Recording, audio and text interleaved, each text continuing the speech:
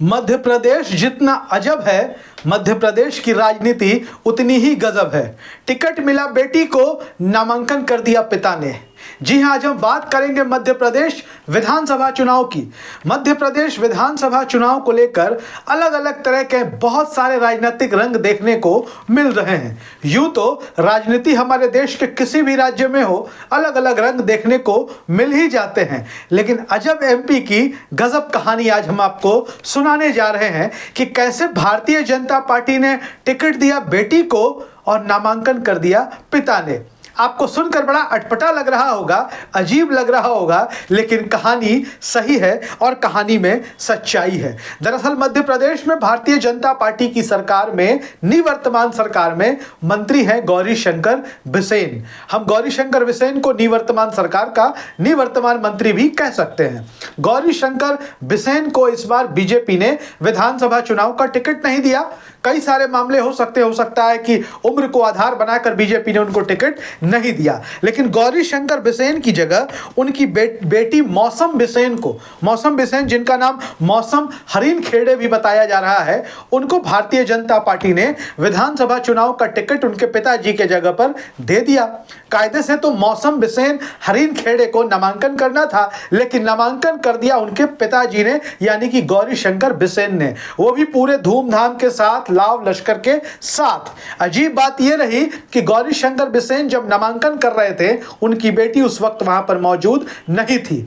वजह बताई गई कि गौरी शंकर बिसेन की बेटी मौसम बिसेन, जिनको भारतीय जनता पार्टी ने बालाघाट विधानसभा क्षेत्र से टिकट दिया है पिता की जगह पर, उनकी तबीयत खराब बताई जाती है और तबीयत खराब होने की वजह से गौरी शंकर बिसेन ने खुद ही नामांकन कर दिया। मतलब बीजेपी ने बेटी को उम्मीदवार बनाया, बेटी ने नामांकन नहीं किया, पिता हरिशंकर बिसेन नहीं, गौरी शंकर बिसेन ने ही नामांकन कर दिया। अब गौरी शंकर बिसेन के नामांकन के बाद तरह तरह की चर्चाएं शुरू हो गई।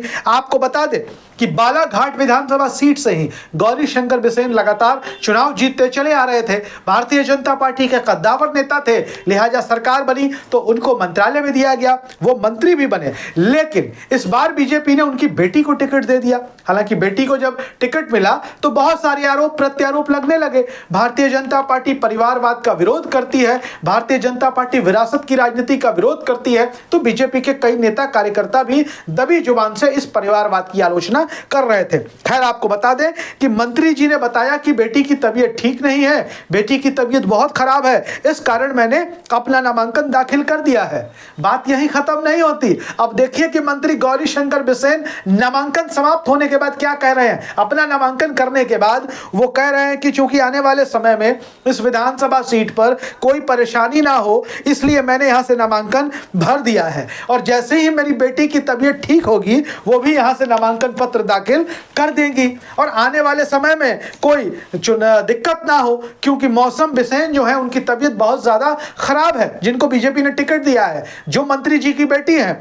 इस वजह से गौरी शंकर बिसेन ने खुद ही बेटी की जगह निर्दलीय उम्मीदवार के तौर पर नामांकन कर दिया है, ताकि बैकअप के तौर पर आने वाले समय में कोई कठिनाई ना हो। जैसे मान लीजिए कि यह उम्मीद जताई जा रही है कि संभव है कि मौसम बिसेन की तबीयत ठीक ना हो, हालांकि हम कामना करते हैं कोई भी हो उनकी तबीयत ठीक हो जाए, मौसम बिसेन भी ठीक हो जाए, उनकी तबीयत ठीक हो, जल्द स्वस्थ हो। लेकिन भारतीय जनता पार्टी से जुड़े सूत्रों का कहना है कि चूंकि मौसम बिसेन अगर मान लीजिए कि तबीयत खराब रह गई, वो नामांकन नहीं कर पाई, तो बैकअप उम्मीदवार के तौर पर गौरी शंकर बिसेन का ही नामांकन वैलिड हो जाएगा। और चूंकि चुनाव आयोग का जो प्रावधान है उसके मुताबिक एक फॉर्म बी भरकर गौरी शंकर बिसेन को ही भारतीय जनता पार्टी का उम्मीदवार घोषित कर दिया जाएगा। हालांकि अभी तक उन्होंने निर्दलीय उम्मीदवार के तौर पर नामांकन किया है। आपको बता दें कि मध्य प्रदेश के विधानसभा चुनाव के लिए नामांकन की आखिरी तारीख 30 अक्टूबर है और 30 अक्टूबर तक अगर मौसम बिसेन अपना नामांकन नहीं भर पाती हैं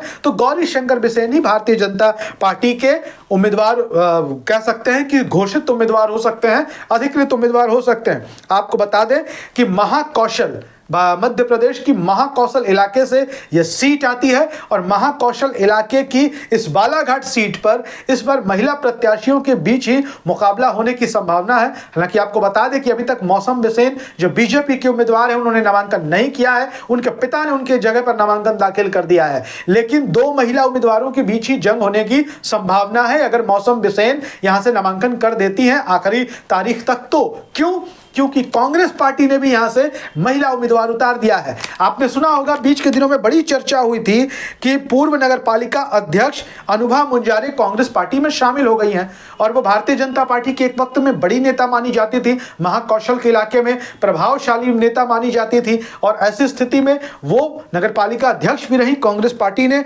उनको टिकट दे दिया है और उम्मीद है कि अगर मौसम बिसेन नामांकन दाखिल करती हैं तो उनकी टक्कर कांग्रेस की उम्मीदवार अनुभा मुंजारे से ही होगी और उसके बाद ये जंग बड़ा दिलचस्प होगा इस इलाके का, महाकौशल की इस बालाघाट सीट का। लेकिन जिस तरीके से नामांकन दाखिल बेटी की जगह पिता ने कर दिया है उससे मध्य प्रदेश की राजनीति का एक नया रंग देखने को मिला है। खूब चर्चा हो रही है उम्मीदवारों को, जिस तरीके से ये नामांकन हुआ है इस पर बहुत सारे राजनीतिक जो पंडित हैं, जो राजनीति के जानकार हैं, विश्लेषक हैं, अलग अलग तरीके से अपनी राय जाहिर कर रहे हैं। कई लोगों का तो साफ तौर पर मानना है कि मौसम बिसेन अंत तक नामांकन दाखिल नहीं करेंगी और गौरी शंकर बिसेन ही भारतीय जनता पार्टी के घोषित और अधिकृत उम्मीदवार होंगे। आपको हमारे वीडियोस कैसे लगते हैं? अपनी राय जरूर लिखिए। वीडियो अच्छा लगे शेयर करिए। धन्यवाद।